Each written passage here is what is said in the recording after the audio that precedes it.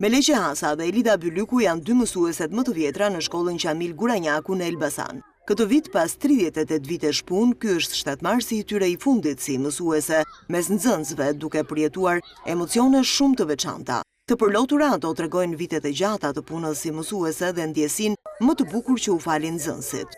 Fati deshi që u bëra mësuese, por është një punë shumë e bukur. Edhe e lodhshme, patjetër.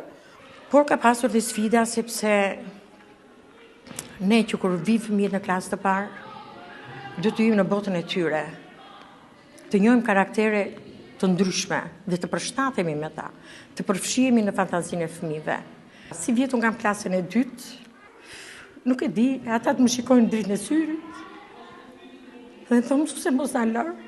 Ato shprehen se marrëdhënia mësues-nxënës është një lidhje përtej punës, ku fëmijëve hera herës duhet u bësh edhe nën, edhe gjyshe për të qëndruar sa më pranë. Ata janë aq të pafajshëm, shumë herë në vend që të thonë, "O, mësuese", thonë, "O ma", dhe vërtet ne jemi mamaja, jemi dhe mësuesi, jemi dhe nga ndonjëherë dhe gjyshja.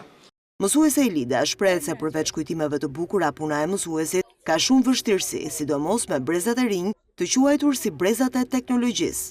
Ndërsa sot me ardhjen e teknologjisë, fëmijët janë bërë nuk përqendrohen kollaj. Për shembull ata ku na vinë nga ndonjëherë më shumë din të flasin në anglisht se kanë parë në celular kukulla dhe se sa shqip.